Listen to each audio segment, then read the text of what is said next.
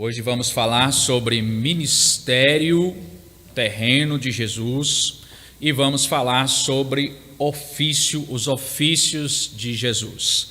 Tem diferença? Tem diferença. A palavra ministério, ela tem um significado de doação, de ministrar alguma coisa que você tem a alguém, de doar alguma coisa que você tem a alguém, de prestar um serviço que você sabe a alguém. Isto está falando de ministério. Nas Escrituras, a palavra ministério, ela tem um significado muito voltado para o serviço em favor do próximo. Então, a palavra ministério, lá nas Escrituras, ela fala muito de serviço, de alguém que está servindo a favor de alguém, alguém que está se doando em favor de alguém que está prestando um serviço em favor de outra pessoa. Ele está exercendo um ministério de alguma coisa para beneficiar essa outra pessoa.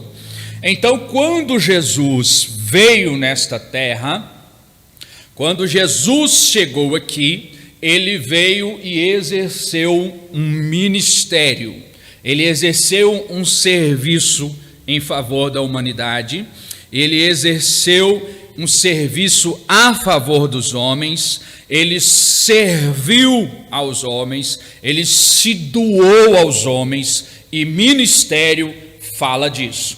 Então, desde o começo da nossa aula, nós temos que desmistificar essa questão ministerial, porque tem gente que olha para o ministério e acha que o ministério é só um momento de glamour, é quem está em cima do altar com os holofotes sobre ele, é quem está para ser aplaudido, é quem está mais bem vestido, é quem está se mostrando às pessoas, e as pessoas entendem isso como ministério.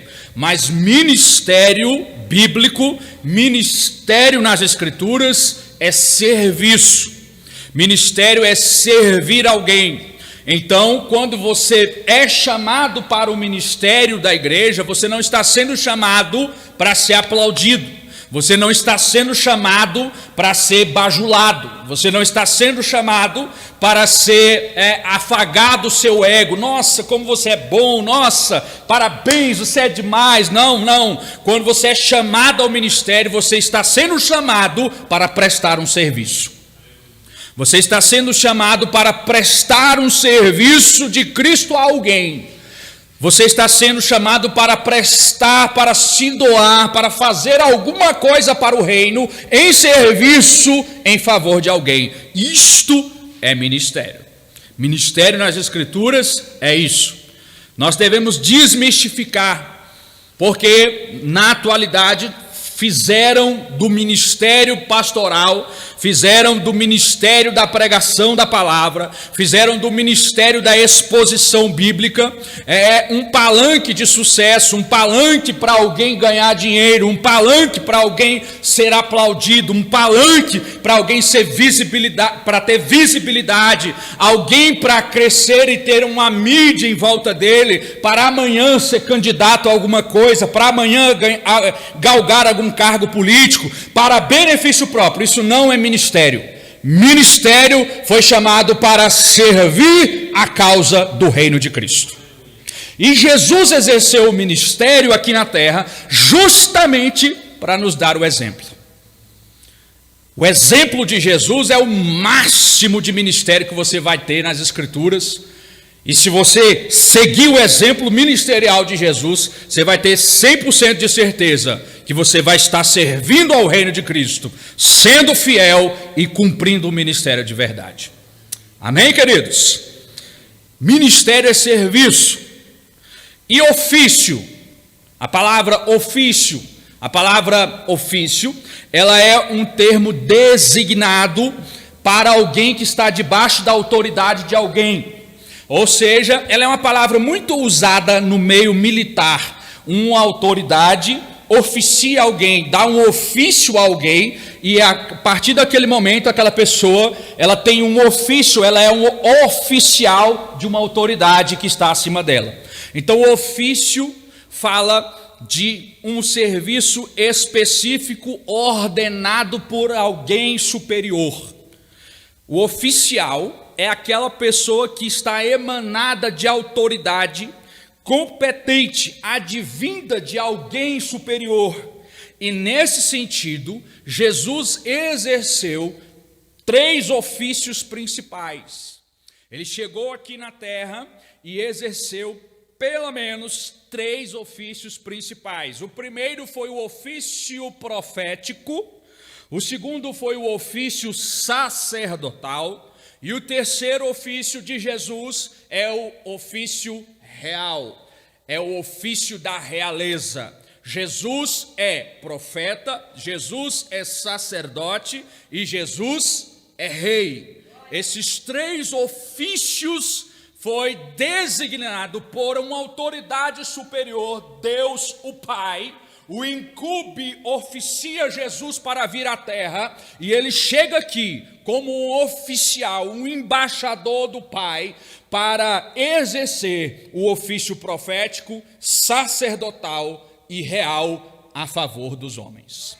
Amém, queridos? Ministério terreno de Jesus, ministério, servir alguém por amor, se doar por alguém, entregar-se por alguém, trabalhar para alguém, fazer um serviço a alguém.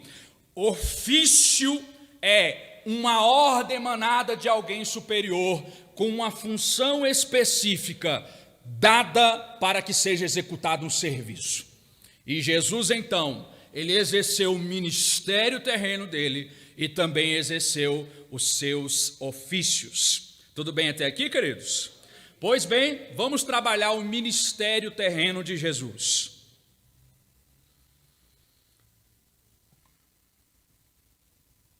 Eu acho que está um pouco alto o volume, vocês não acham não? Ninguém está reclamando lá na internet, não?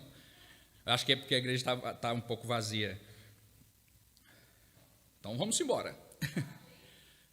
Tá bom para os irmãos? Não estou agredindo o ouvido de vocês, não? Então tá bom. Vamos falar do ministério terreno de Jesus, o serviço de Jesus em favor aos homens.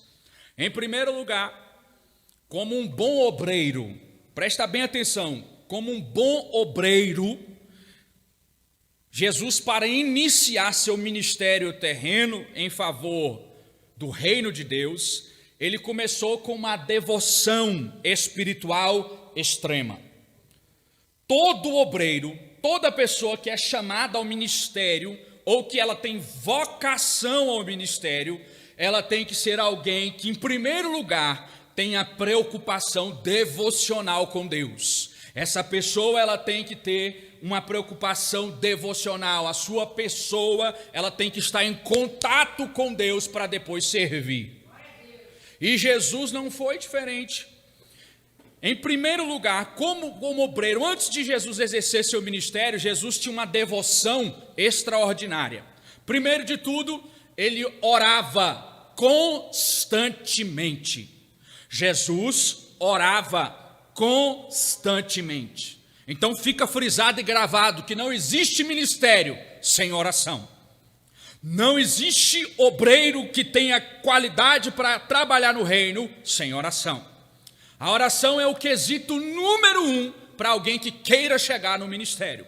Nós precisamos de ter vida de oração. Jesus orava constantemente. Marcos, capítulo 1, verso 35, lá está dizendo assim: e levantando-se de manhã, muito cedo, ainda escuro, quer dizer que Jesus estava levantando de madrugada, ele saiu e foi para um lugar deserto, e ali orava. Esse é Jesus. Perceba ainda comigo, Hebreus capítulo 5, verso 7. Hebreus 5, 7, olha o que diz: o qual, está falando de Jesus, nos dias da sua carne, oferecendo com grande clamor e lágrimas, escuta, orações e súplicas ao que o podia livrar da morte, e foi ouvido quanto ao que temia. Jesus está orando aqui com clamor e lágrimas. Perceba ainda, Romanos capítulo 8, verso 34. Olha o que o apóstolo escreveu. Quem é que condena? Quem é que nos condena? Pois, ele explica, é Cristo quem morreu, ou antes quem ressuscitou dentre os mortos, o qual está à direita de Deus e também intercede por nós. E aqui você tinha que adorar Jesus bem forte, né? Não? Por quê? Porque Jesus está intercedendo por sua vida ainda, meu querido. Esse é que é um Jesus de amor. Perceba, Jesus é um obreiro devoto. Jesus tem preocupação com a sua alma, está ligada com Deus. Jesus orava. Em segundo lugar, Jesus frequentava o templo. Jesus congregava. Jesus frequentava o templo e as sinagogas. Jesus congregava, porque agora tem uma moda que está dizendo que não precisa ir para a igreja, não precisa congregar. Eu posso ficar crente em casa, eu posso ficar crente com meu celular, eu posso ficar crente sem ter contato com ninguém, eu posso ficar crente sem igreja. E Jesus está olhando, você quer trabalhar no ministério, você quer trabalhar no reino, você tem que congregar. Você precisa. Jesus congregava, Jesus estava no templo, Jesus estava na sinagoga. Veja comigo, Marcos 1, 21. Olha aí como é que era Jesus. E entraram em Cafarnaum, e logo no sábado, indo ele, Jesus, à sinagoga, ali na sinagoga ele ensinava. Perceba que Jesus estava congregando. Por quê, irmãos? Você já ouviu se alguém estranho sobe no púlpito para falar aqui com vocês? Por um acaso o pastor coloca alguém que ele nunca viu para subir aqui para falar com vocês? Por um acaso vocês vão aceitar qualquer um que vocês não sabem de onde que vem ouvir aqui vocês? Ninguém faz isso. Só sobe no altar para ensinar quem, tem credencial para isso, quem está aprovado pela autoridade máxima. E Jesus está na sinagoga ensinando. Por quê? Porque ele lá era conhecido. As pessoas respeitavam ele naquele ambiente. Porque Jesus congregava. Perceba, João capítulo 2, verso 15 e 16. Olha como que Jesus ficou irritado quando estavam bagunçando na igreja. O pessoal resolveu fazer uma bagunça no templo lá, resolveu fazer um comércio no templo, resolveu parar de adorar e só vender coisa e fazer comércio no templo, e Jesus chegou no templo. No dia que Jesus chegou no culto, olha o que ele fez. João 2, 15 e 16. E tendo feito uma azorrague, um chicote de 3 pontas, olha aí, lançou todo mundo fora do templo, e lançou também os bois, as ovelhas, espalhou o dinheiro dos cambiadores, derrubou as mesas, e disse aos que estavam vendendo e fazendo comércio na hora do culto lá no templo: tirai daqui estes, e não façais da casa de meu pai uma casa de venda ou uma casa de comércio. Jesus tinha uma preocupação em zelar pelo templo. Por quê? Porque ele congregava. Perceba. Então Jesus era um homem de oração, Jesus congregava. Em terceiro lugar, Jesus conhecia as Escrituras. Jesus sabia o que ele estava falando. Jesus conhecia as Escrituras. Perceba comigo Lucas capítulo 4, verso 17. E foi-lhe dado o livro do profeta Isaías. E quando abriu o livro, ele achou o lugar em que estava escrito. Perceba. Mais uma vez, queridos, você vai dar a palavra a alguém para assumir na tribuna, a alguém que não tenha capacidade para ensinar? Você vai fazer isso em plena consciência? Às vezes acontece de chegar alguém aí dizendo que é alguma coisa, mas não é. Mas a gente logo percebe, e o pastor logo vai cortando. Por quê? Porque há uma preocupação em igrejas sérias, em igrejas que respeitam as Escrituras, em se zelar por aqueles que estão falando, porque dependendo daquilo que nós falamos ao rebanho, ou nós edificamos ele, ou nós o matamos. As palavras, o poder da pregação, o poder do que é ensinado é uma coisa muito séria. Então ninguém chega aqui sem saber o que está fazendo. E o princípio número 1 de um obreiro que vai adentrar o ministério é conhecer as Escrituras. Quer chegar no ministério? Conheça as Escrituras. Vamos ler a Bíblia. Vamos fazer um seminário como esse. Vamos comprar livros. Vamos nos dedicar à luz do Evangelho. Por quê? Porque quando surgir um falso evangelho, quando surgir um falso profeta, quando surgir uma heresia, de imediato você vai saber: isso aí está errado, isso aí não é de Deus. Por isso, queridos, perceba, antes de Jesus exercer o ministério, Jesus está orando, Jesus está congregando e Jesus está lendo a Bíblia.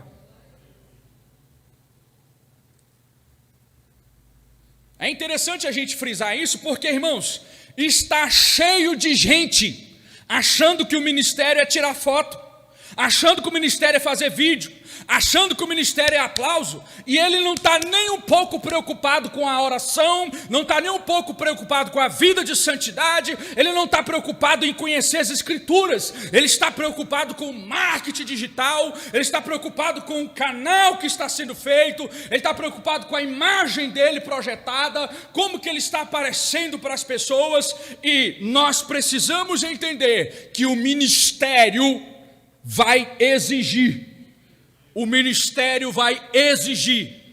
de você.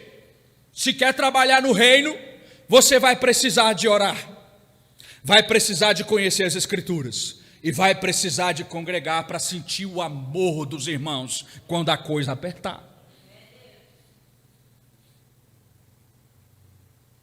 Perceba que antes de Jesus chegar ao ministério, Jesus já tem essas 3 qualidades. Então fique bem frisado: se alguém deseja chegar no ministério, saiba, você vai precisar orar. Saiba, você vai precisar ler as Escrituras. Saiba, você vai precisar de congregar, vai precisar de saber abraçar os irmãos, vai precisar de saber entender a dor dos irmãos, vai sofrer porque mexer com gente não é fácil, você vai sofrer porque ministério é serviço para cuidar de ovelhas de Jesus, e mexer com gente dói, machuca, às vezes nos chateia, às vezes nos machuca, porque isto é o ser humano. Então ministério é serviço, ministério é doação, ministério é: eu te sirvo, Jesus, porque o Senhor me salvou, eu te amo, Senhor, e por isso estou aqui pelas suas ovelhas. Lembra como foi que Jesus abordou Pedro, depois que ele ressuscitou? Lembra disso? Pedro, tu me amas? Senhor, claro que eu te amo. O que Jesus falou para eles? Então apacenta minhas ovelhas. Pedro, tu me ama mesmo? Perceba que Jesus perguntou 3 vezes, foi ou não foi? E Pedro disse: Senhor, tu sabes que eu te amo. E aí Jesus: apacenta meus cordeirinhos. Pedro, tu me ama mesmo? Pedro desmonta e diz: Senhor, tu és Deus, tu conheces, tu sabes do meu coração, tu sabes que eu te amo. E o que Jesus disse? Jesus não fala outra coisa. Jesus diz assim: apacenta as minhas ovelhas. Ministério é servir. Ministério, os obreiros que estão aqui, se você é diácono, você é presbítero, é evangelista, é missionária, é líder de departamento, saiba, você está aqui para servir e cuidar do rebanho de Jesus Cristo. Não estamos aqui para trabalhar para o pastor.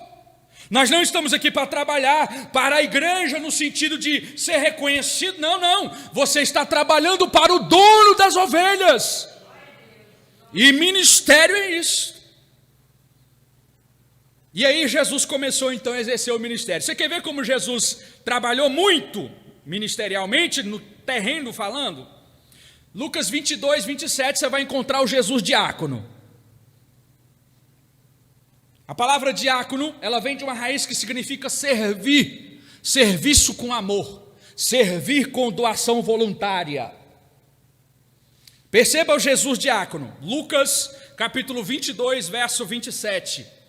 Lucas 22, verso 27. Olha aí Jesus diácono. Olha o que Jesus está falando para os seus discípulos. Pois qual é maior, gente? Quem está na mesa ou quem serve? Porventura não é quem está à mesa? Aí Jesus olha para os discípulos e diz: eu, porém, entre vós, sou como aquele que serve. É Jesus diácono. É Jesus servindo com amor. Perceba o Jesus evangelista. Lucas 4, verso 18 e 19, você vai encontrar o Jesus evangelista.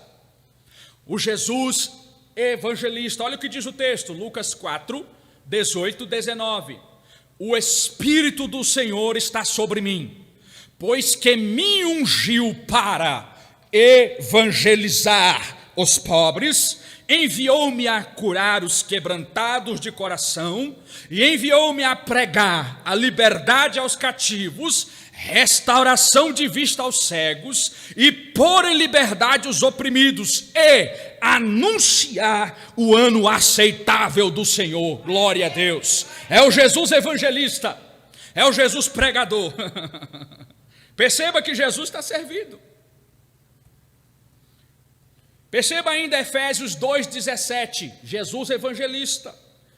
Olha o que Paulo diz: e vindo ele, Jesus, evangelizou a paz, e vós que estáveis longe, e também aos que estavam perto. Jesus evangelizando. Perceba o serviço de Jesus para com os homens, para com a igreja. Jesus foi mestre. Jesus foi mestre. Jesus foi ensinador. Jesus foi mestre. Perceba João 3:2. João 3:2. E este foi ter a noite com Jesus e disse-lhe, olha o que disse-lhe, é Nicodemos. Chegou para Jesus e disse-lhe: Rabi, a palavra Rabi significa mestre. Bem sabemos que és mestre vindo de Deus, porque ninguém pode fazer estes sinais que tu fazes, se Deus não for com ele. É Jesus como mestre. Perceba Jesus como apóstolo. Jesus foi apóstolo.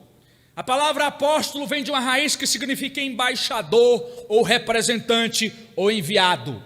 Então Jesus foi apóstolo. Hebreus capítulo 3, verso 1. Olha o que diz: por isto, irmãos santos, participantes da vocação celestial, considerai a Jesus Cristo, apóstolo e sumo sacerdote da nossa confissão. Aleluia! É Jesus apóstolo. Perceba, Jesus foi pastor. Mas ele não foi qualquer pastor. Ele foi o bom pastor. João 10:11. Olha o que ele diz. Ele mesmo falando, afirmando: eu sou o bom pastor. E o bom pastor dá a sua vida pelas ovelhas.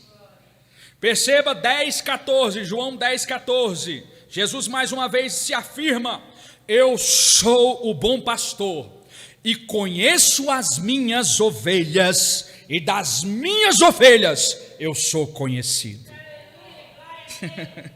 É Jesus pastor.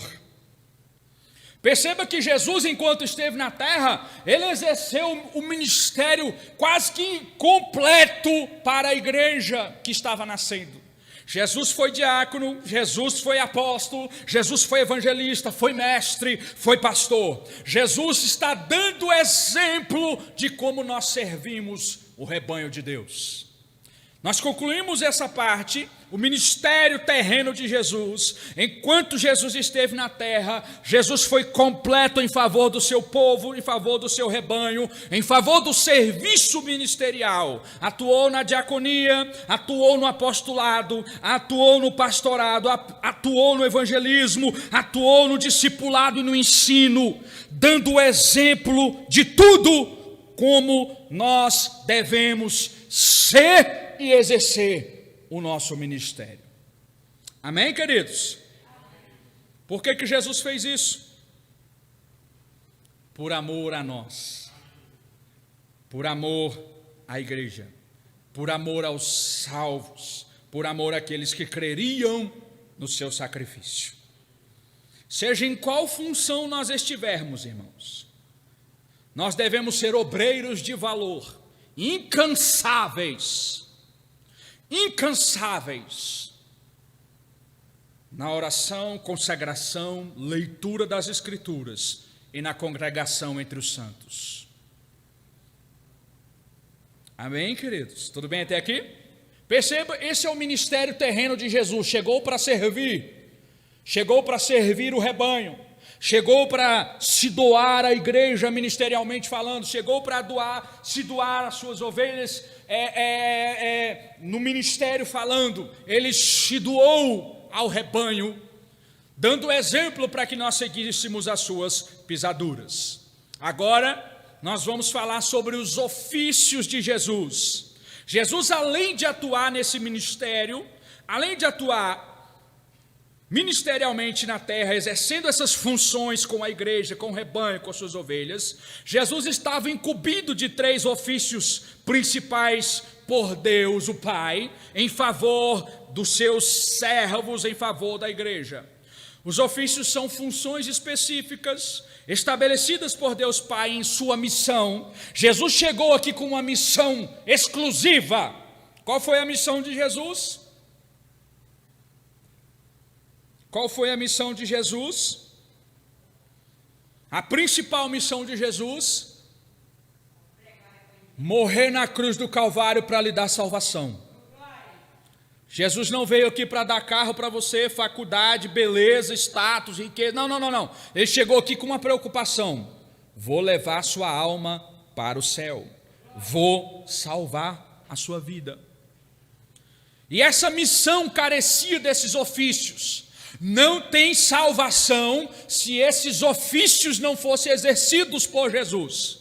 E é por isso que Jesus chegou aqui com esta missão. Ele chegou aqui com esse ofício estabelecido. Ele veio especificamente para fazer isso, executar. Então Jesus estava incumbido de pelo menos 3 responsabilidades. Primeiro, Jesus exerceu o ofício de profeta. Segundo, o ofício de sacerdote. E terceiro, o ofício de rei. Jesus é profeta, Jesus é sacerdote e Jesus é rei. Essas 3 funções em Jesus, elas foram incumbidas por uma autoridade divina, por Deus, a Jesus, para que através dela a salvação fosse concretizada aos homens.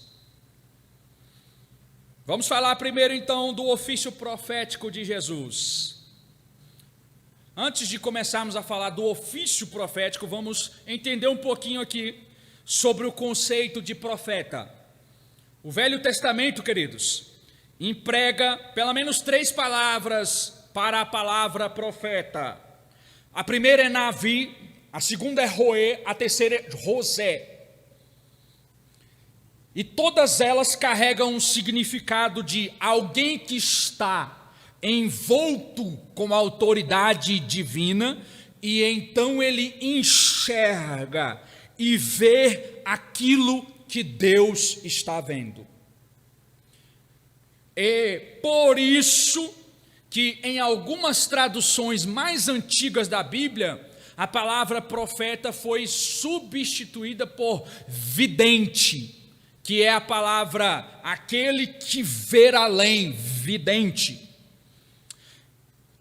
Perceba que o cerne dessa palavra acentua o fato de que o profeta é alguém que recebe revelações da parte de Deus, principalmente em forma de visões no Antigo Testamento. Se você ler e estudar os profetas do Antigo Testamento, você vai observar que muitas das vezes os profetas estavam tendo visões celestiais. Então, profeta é alguém que recebe, em primeiro lugar, revelações de Deus. Ele está em contato direto com Deus. Profeta, então, é Deus falando com o profeta a favor dos homens. Quando nós temos profeta, nós estamos vendo Deus falando aos homens. Tudo bem? No Novo Testamento, a palavra para profeta é profetes, que é a junção de pró e feme, que significa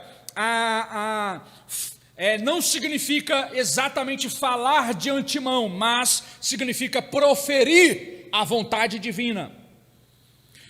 Falar a respeito da vontade de Deus. Desses dois nomes, dos originais do Antigo e do Novo Testamento, nós podemos entender que profeta é alguém que vê de Deus, revelações de Deus, é alguém que recebe a voz e a vontade de Deus, e então profere aos homens. Isto é profeta. E Jesus veio com esse ofício. Qual era o dever dos profetas? Dever dos profetas era revelar a vontade de Deus aos homens. A vontade de quem, irmãos? A vontade de... Por quê? Porque hoje nós temos alguns profetas que se dizem profetas, que querem revelar a vontade do homem. Fala para agradar ao homem. Fala para elogiar ao homem, fala para querer alguma coisa em troca depois, mas o dever de um verdadeiro profeta era falar a vontade de Deus aos homens. A proferição da vontade de Deus aos homens através dos profetas, tanto no Antigo e início do Novo Testamento, podia ser na forma de instrução, de admoestação, de correção, de exortação, de promessas e de censuras, correção severa. E Jesus fez isto. Você vai encontrar Jesus proferindo a vontade de Deus aos homens, instruindo, ensinando, exortando, outra hora corrigindo e muitas das vezes censurando fortemente. Lembra quando ele tinha embates com os fariseus e saduceus? Jesus olhava para eles e dizia: vocês são como sepulcros caiados. Por dentro vocês são bonitinhos, mas por dentro vocês estão tudo podre. Perceba que Jesus não economizava palavras. Jesus cortava. Jesus era enfático. Jesus não se preocupava com o aplauso dos homens. Jesus exerceu o ministério profético de uma forma excepcional. Por quê? Porque Jesus precisava exercer esse ministério. Porque Jesus precisava anunciar a vontade de Deus aos homens. E qual era a vontade de Deus aos homens? A vontade de Deus aos homens era as boas novas do evangelho do reino. Jesus chegou para pregar e anunciar, e a mensagem de Jesus era esta: está chegando a vós o reino dos céus. A vontade de Deus era apregoada. Jesus veio a anunciar a vontade divina. Qual é a vontade divina? A vontade divina era que o seu reino fosse estabelecido e os homens fossem salvos e entrassem no seu reino uma vez mais. Vamos pelas provas bíblicas do ofício profético de Jesus. Veja, Jesus já era apontado como profeta já no Velho Testamento. Abra comigo, se você puder, Deuteronômio 18:15. No Antigo Testamento, Jesus já foi apontado como profeta. Deuteronômio 18:15.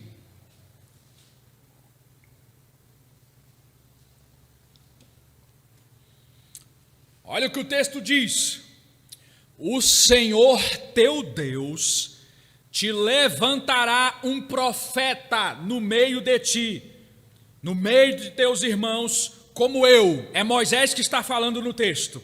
E a ele vocês ouvirão.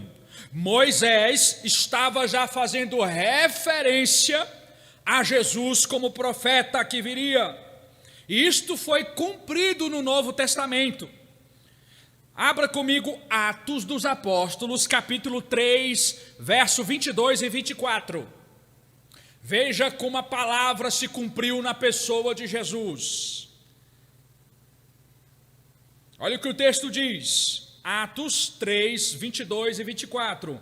Porque Moisés disse aos pais: o Senhor vosso Deus levantará entre vossos irmãos um profeta semelhante a mim, a ele ouvireis em tudo quanto vos disser. E acontecerá que toda alma que não escutar esse profeta será extirpada dentre o povo de Israel. Olha o que diz o texto, concluindo: sim, de todos os profetas, desde Samuel, todos quantos depois falaram, também predisseram estes dias. É o texto fazendo menção a respeito de Jesus. Jesus é o profeta que viria. Jesus Cristo, ele mesmo se cita como profeta. Veja Lucas capítulo 13, verso 33 e 34. Cristo fala de si mesmo como profeta. Lucas 13, 33, 34. Olha o que Jesus diz: importa, porém, caminhar hoje, amanhã e no dia seguinte, para que não suceda que morra um profeta fora de Jerusalém. Jerusalém, Jerusalém, que mata os profetas e apedrejas os que são enviados a ti. Quantas vezes eu quis ajuntar os teus filhos, como uma galinha os seus pintos debaixo das asas, e vocês não quiseram. É Jesus falando: eu vim como profeta, mas vocês também vão me matar. Perceba ainda que como profeta, Jesus traz uma mensagem de Deus aos homens. João 12, 49, olha o que diz o texto, João 12, 49, porque eu não tenho falado de mim mesmo, mas o Pai que me enviou, ele me deu mandamento sobre o que eu hei de dizer e sobre o que eu hei de falar. Jesus chegou com uma mensagem de Deus para os homens.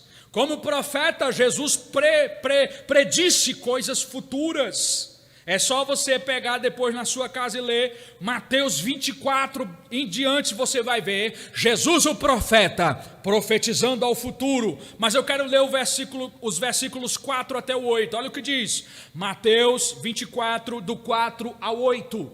E Jesus respondendo disse-lhe aos discípulos: acautelai-vos, que ninguém vos engane, porque muitos virão no futuro em meu nome dizendo: eu sou o Cristo, e enganarão a muitos. E então vocês vão ouvir rumores de guerra e mais guerras. Olhai e não vos assusteis, porque é necessário que tudo isso aconteça, mas ainda não é o fim. Porquanto se levantará nação contra nação, reino contra reino, fomes, pestes e terremotos, mas todas estas coisas ainda é o princípio de dores. Jesus falando como profeta para o futuro. Perceba que Jesus exerce seu ministério profético entre o povo. E o povo reconhecia Jesus como profeta. Perceba em Mateus 21, verso 11. O povo reconhecia Jesus como profeta. Quando a multidão viu Jesus pregando, anunciando e curando e fazendo tudo que Jesus fazia, olha o que a multidão disse. Mateus 21, 11. E a multidão dizia: este é Jesus, o profeta de Nazaré, da Galileia. Aleluia. Perceba, Lucas 7,16. Lucas 7,16. E de todos se apoderaram o temor, e eles glorificavam a Deus, dizendo: um grande profeta se levantou entre nós, e Deus visitou o seu povo. Perceba, Jesus exercendo o seu ofício profético. Qual é a importância do ofício profético de Jesus? A importância, queridos, reside no fato de que, como profeta, Jesus veio a anunciar aos homens o evangelho das boas novas de salvação. Jesus veio proclamar o ano aceitável do Senhor. Jesus veio abrir as portas do evangelho para aquele que nele crê não pereça e tenha a vida eterna. A importância do ministério profético de Jesus era anunciar as boas novas do reino de Deus, falando da vontade do Pai, e que o Pai queria que os homens fossem redimidos e salvos e se encontrassem com Ele uma vez mais. Amém, queridos? Ofício profético de Jesus. Vamos olhar agora um segundo ofício de Jesus. Jesus veio incumbido, além de ser profeta, veio incumbido da função sacerdotal. Jesus chegou para ser o sumo sacerdote da nossa salvação. Os termos empregados, a palavra original, no original do Antigo Testamento para sacerdote é Cohen. Cohen significa um servidor ou que presta serviço eclesiástico no templo. Indicava alguém com postura honrosa, indicava alguém com poder divino, indicava alguém com autoridade de Deus sobre a vida dele. E a palavra no Novo Testamento, no original, é hiereus. Hiereus significa alguém poderoso em Deus, uma pessoa separada por Deus, uma pessoa dedicada a Deus, uma pessoa sagrada à vontade divina. Isto é sacerdote. Os irmãos sabem que a nação de Israel, no seu culto religioso, o templo era todo trabalhado em volta da pessoa do sacerdote. Por quê? Porque o sacerdote tinha uma função primordial e fundamental. O que o sacerdote fazia? O sacerdote no Antigo Testamento, ele oferecia um sacrifício de louvor, um sacrifício, uma oferta. Ele imolava um cordeiro, fazia um ritual de sangue para oferecer a Deus um pedido de perdão dos homens para Deus, para que Deus aceitasse o sacrifício e perdoasse os homens. Quem fazia isso? O sacerdote. Então aqui nós precisamos fazer uma diferenciação entre sacerdote e profeta. São coisas diferentes. Profeta é aquele que recebe de Deus para falar aos homens. Profeta recebe de Deus e fala aos homens. Sacerdote leva dos homens para Deus. Profeta é Deus querendo falar com os homens. Sacerdote é os homens querendo falar com Deus. Entende isso? Profeta, Deus está querendo se revelar aos homens. Sacerdote, os homens estão querendo voltar-se, reconciliar-se, pedir perdão e voltar-se para Deus. Então, o sacerdote representava os homens e levava os homens à presença de Deus, enquanto o profeta descia a vontade de Deus aos homens. E Jesus exercia essas duas prerrogativas, esses dois ofícios estavam em Jesus. Analisemos então de perto a função do sacerdote. Abra comigo, Levítico, capítulo 9, verso 22. Levítico 9, verso 22.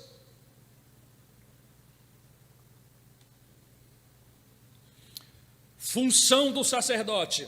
Depois, Arão levantou as suas mãos ao povo e o abençoou.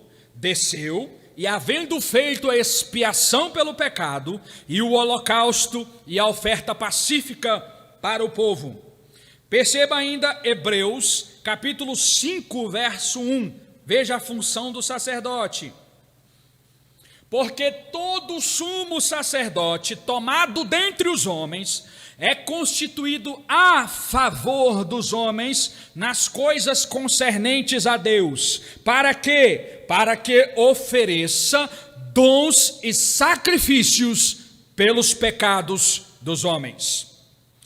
Perceba aqui funções do sacerdote. Em primeiro lugar, o sacerdote age no interesse do povo, na relação do povo com Deus, no interesse dos homens, na relação dos homens com Deus, nas coisas pertencentes a Deus. Então, um homem comum só teria acesso a Deus se primeiro ele passasse por um sacerdote. No Antigo Testamento não tinha como o homem ter contato com Deus se ele não passasse primeiro na mão de um sacerdote. Era o sacerdote que levava a vontade dos homens, o pedido de perdão dos homens, a oferta de louvor dos homens, o culto dos homens, tudo era concentrado na mão do sacerdote, o sacerdote levava até Deus. Segundo, função do sacerdote, ele oferecia então sacrifícios, com o fim de que Deus perdoasse os homens e os homens fossem aceitos na presença de Deus. Então, para que o homem fosse perdoado e fosse aceito por Deus, ele tinha que passar primeiro na mão de um sacerdote. O sacerdote tinha que fazer um sacrifício por ele, senão ele não poderia ser perdoado. Perceba, terceiro, o sacerdote era o intercessor do povo. O sacerdote, ele orava pelo povo. As orações do povo não eram diretas a Deus. As orações do povo tinham que passar pela pessoa do sacerdote até o Senhor. Perceba ainda. O sacerdote era o comunicador da bênção de Deus ao povo. Escute, irmãos. Uma vez por ano, o sacerdote entrava no lugar santo dos santos e lá ele oferecia um sacrifício ao Senhor. E esse sacrifício, ele rogava a Deus pelos homens, pedia perdão dos pecados a Deus pelos homens. E quando Deus aceitava o sacrifício, uma vez mais o sacerdote saía daquele lugar e proclamavam a bênção de Deus sobre os homens. Então o sacerdote era uma peça fundamental para que os homens tivessem acesso a Deus no Antigo Testamento. Então, o sacerdote, ele realizava sacrifícios para o homem ser perdoado, ele levava as orações dos homens a Deus, ele intercedia pelos homens, era ele que intercedia, e ele era quem portava a bênção de Deus para os homens. Então, no Antigo Testamento, se um homem quisesse ter acesso a Deus, se o homem quisesse ser perdoado, se o homem quisesse ser abençoado, ele tinha que passar pelo sacerdote. Perceba que é importante o sacerdócio, é ou não é, irmãos? E Jesus veio justamente exercer essa função sacerdotal para que nós tivéssemos lugar na presença de Deus. Provas bíblicas do sacerdócio de Cristo, vamos ver? O Velho Testamento já prefigurava o sacerdócio de Cristo. Salmos 110, verso 4, olha o que diz. Salmo 110, verso 4. Jurou o Senhor Deus, e não se arrependerá. Tu és um sacerdote eterno, segundo a ordem de Melquisedeque. Perceba ainda no Velho Testamento, Zacarias, capítulo 6, verso 13. Veja a profecia.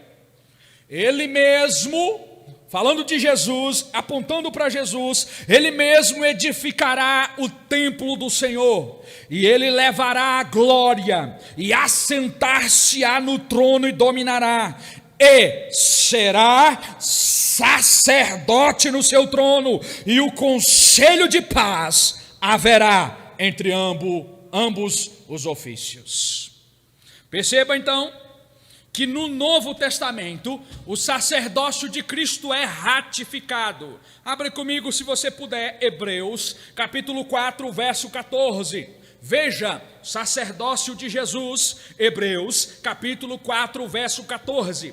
Visto que temos um grande sumo sacerdote, Jesus, Filho de Deus, que penetrou nos céus, então retenhamos a nossa firme confissão para com Ele. Veja ainda Hebreus capítulo 6, verso 20. Olha o que diz o texto: onde Jesus, o nosso precursor, entrou por nós, feito eternamente sumo sacerdote, segundo a ordem de Melquisedeque. Perceba ainda, Hebreus 7, 28, porque a lei constituiu sumos sacerdotes a homens fracos, mas a palavra do juramento do Senhor, que veio depois da lei, constituiu ao Filho Jesus, sacerdote perfeito para sempre. Perceba ainda Hebreus capítulo 8, verso 1 e 2. Olha o que o texto diz. Ora, o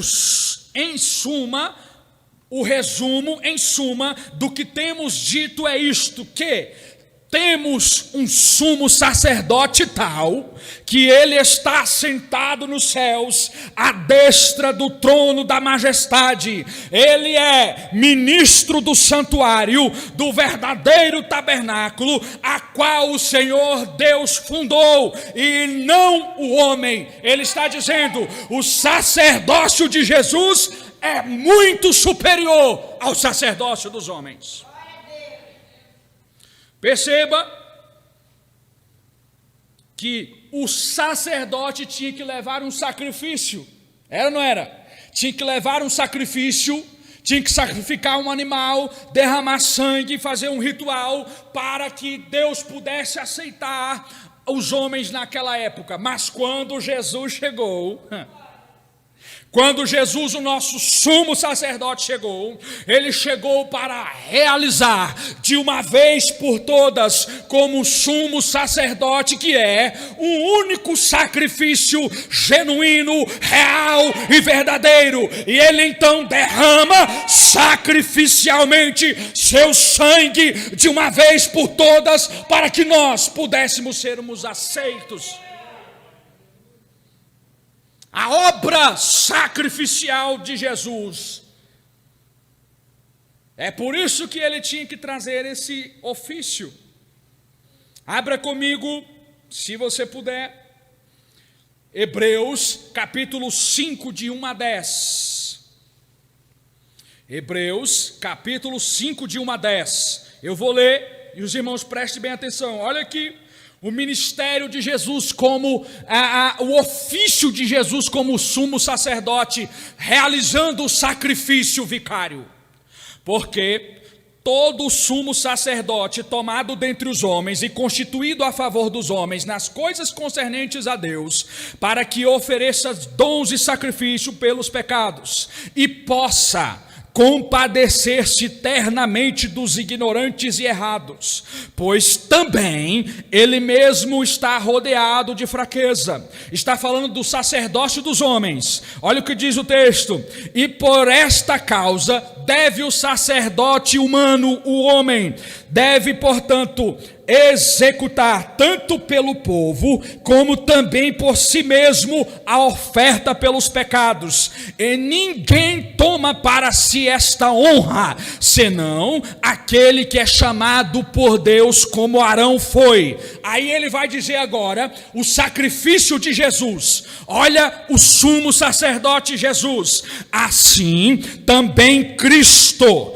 não se gloriou a si mesmo para se fazer sumo sacerdote, mas aquele que lhe disse: tu és o meu filho, e hoje eu te gerei. Como também diz em outro lugar: tu és o sacerdote eternamente, segundo a ordem de Melquisedeque. Olha o que diz: o qual nos dias da sua carne, oferecendo com grande clamor e lágrimas, orações e súplicas ao que o podia livrar da morte, foi ouvido quanto a tudo que temia, ainda que era filho, obedeceu, aprendeu a obediência por aquilo que padeceu, sendo ele consumado, veio a ser a causa eterna da nossa salvação e de todos aqueles que o obedecem. Perceba que Jesus veio com o ofício de ser aquele que intercede pelo povo, leva a condição do povo a Deus. Jesus é o sacerdote por excelência, mas o sacerdote precisava de um sacrifício. E o que ele faz? Jesus, o sumo sacerdote, ele se auto-sacrifica por amor aos homens. Perceba, continuamos o texto. Olha que diz: chamado por Deus, sumo sacerdote, segundo a ordem de Melquisedeque. Perceba ainda, queridos, para nós encerrarmos o ofício sacerdotal de Jesus, Hebreus 10, de 1 a 12. Olha o que o texto diz. Hebreus 10, de 1 a 12. A obra sacrificial de Jesus. É Jesus executando o sacrifício como sacerdote.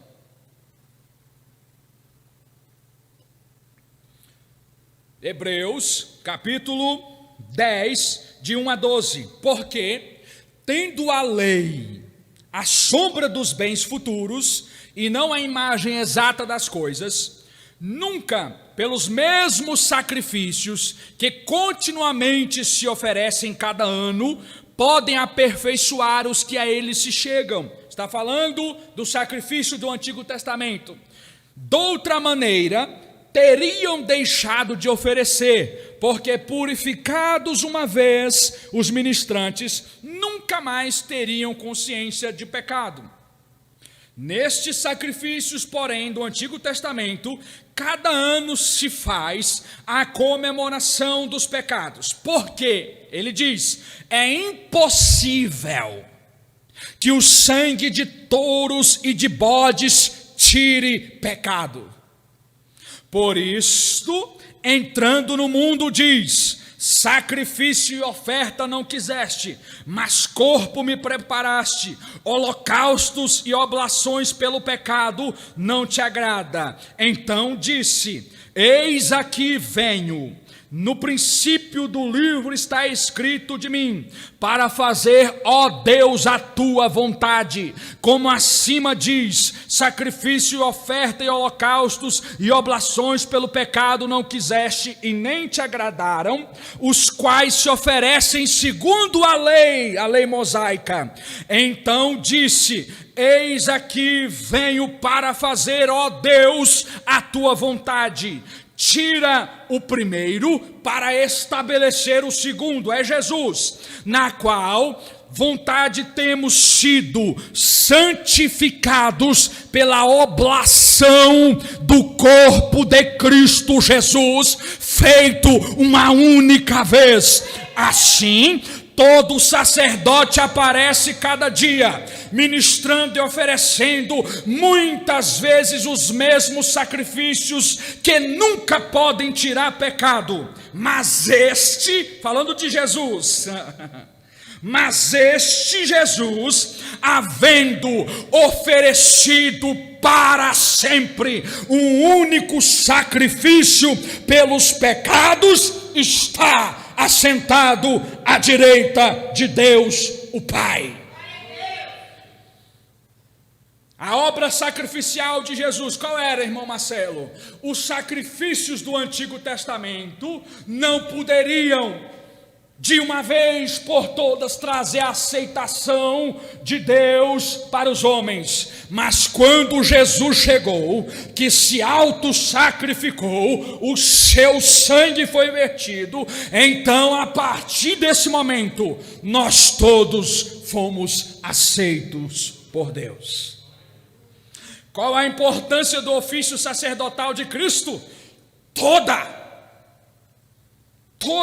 Sem o ofício sacerdotal de Cristo, ninguém jamais teria acesso a Deus. Nós estaríamos completamente perdidos, sem perdão, sem salvação, sem bênção, alma perdida. Mas como Jesus veio e pagou o alto preço por nós na cruz do Calvário, quando ele gritou: está consumado e feito, nós fomos aceitos pelo sangue de Jesus.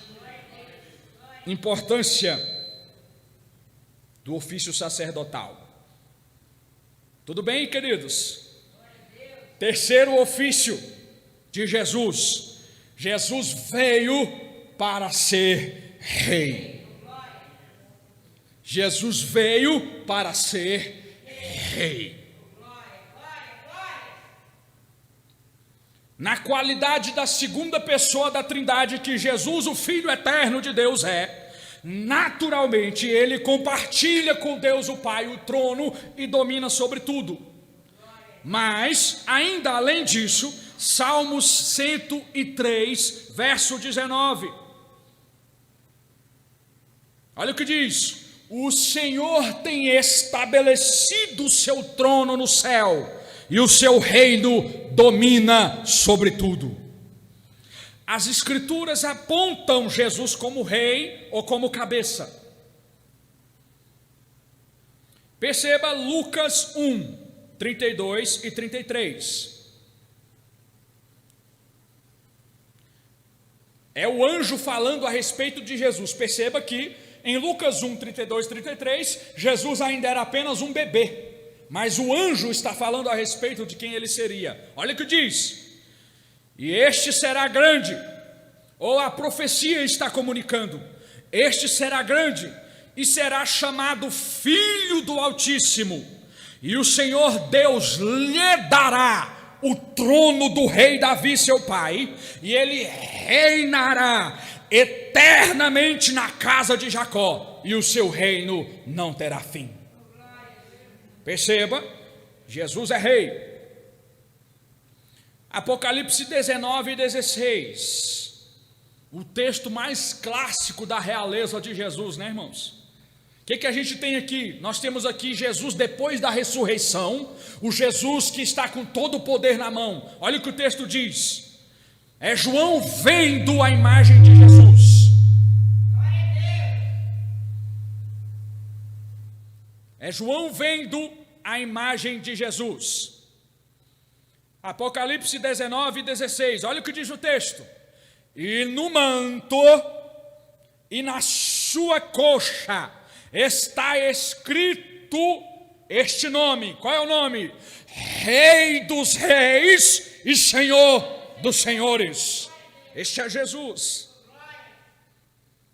Perceba ainda, Efésios 1, verso 20 e 22, Paulo vai chamar Jesus de o cabeça, o líder, o rei, aquele que porta a coroa, ele é o cabeça. Perceba, Efésios 1, verso 20 e 22.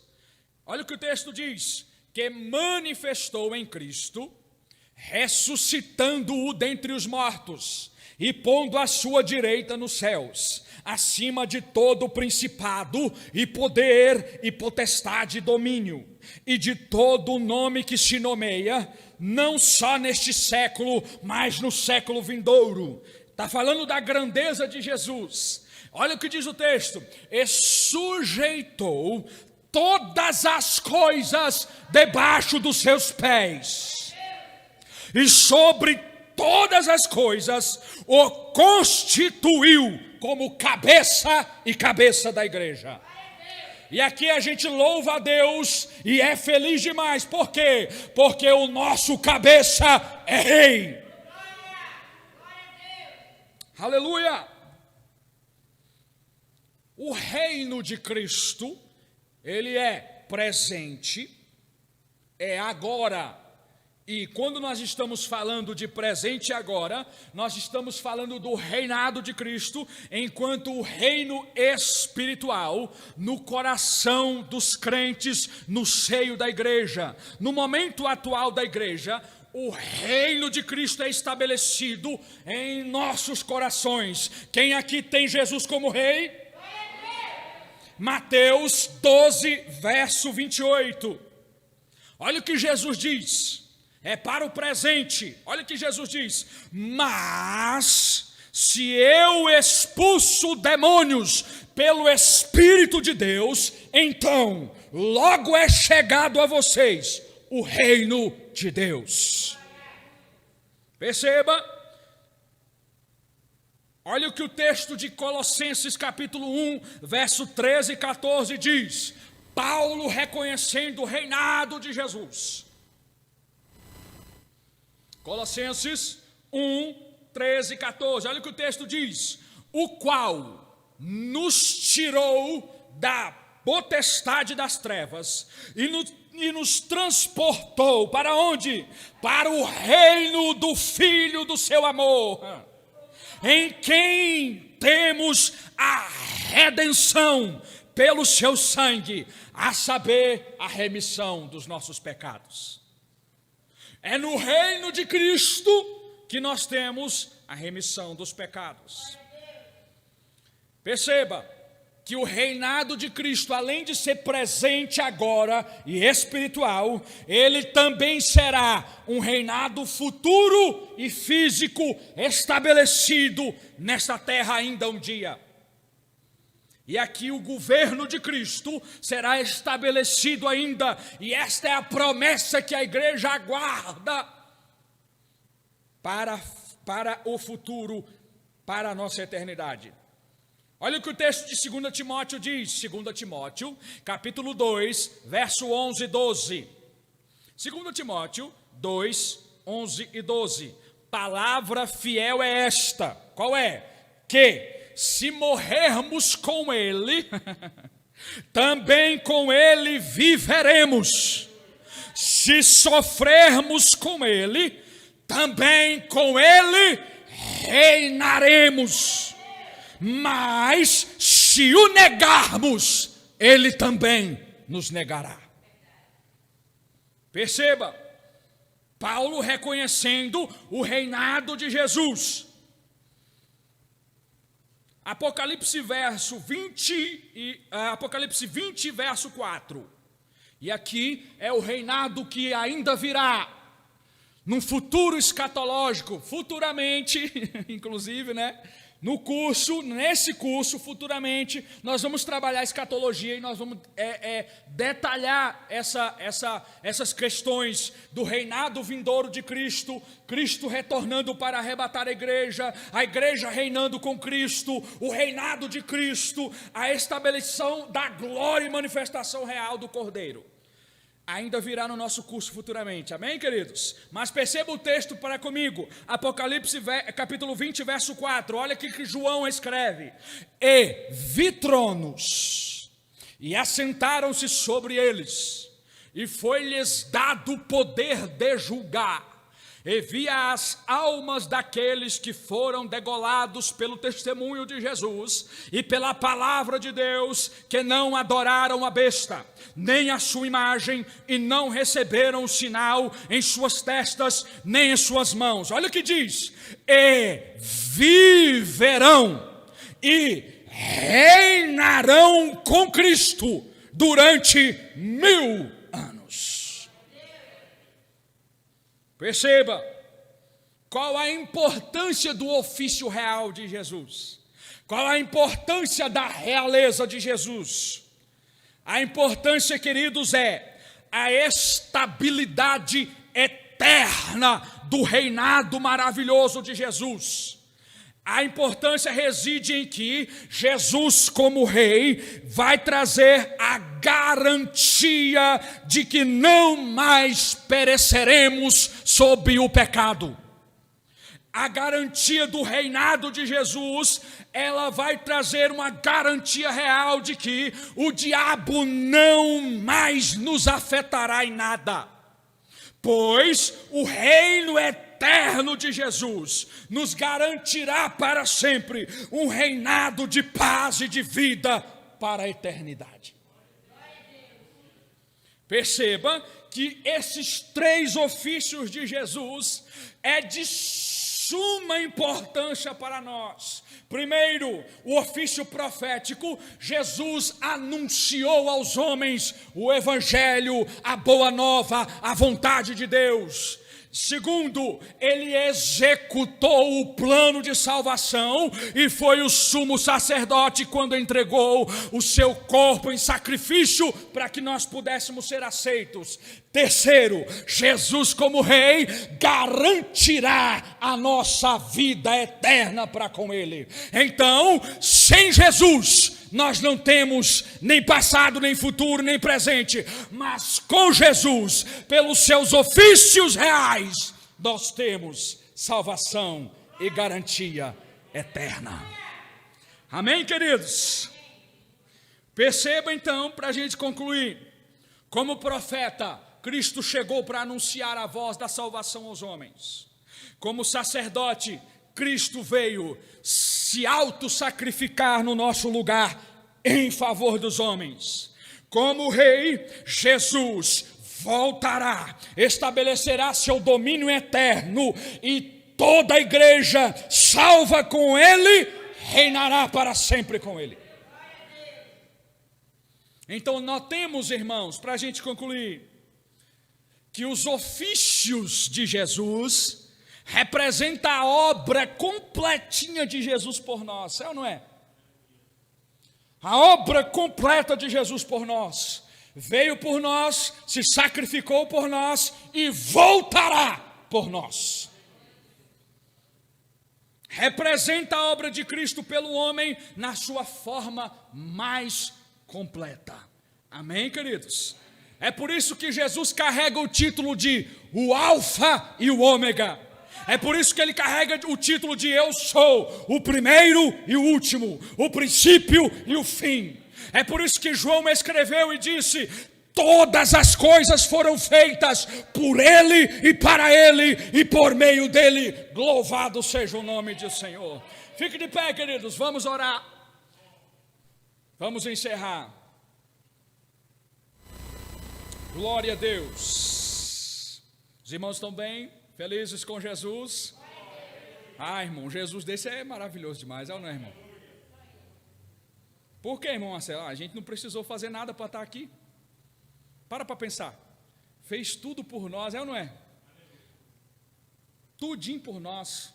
A obra que ele realiza, que ele realizou, realiza e realizará, toda ela por amor a nós.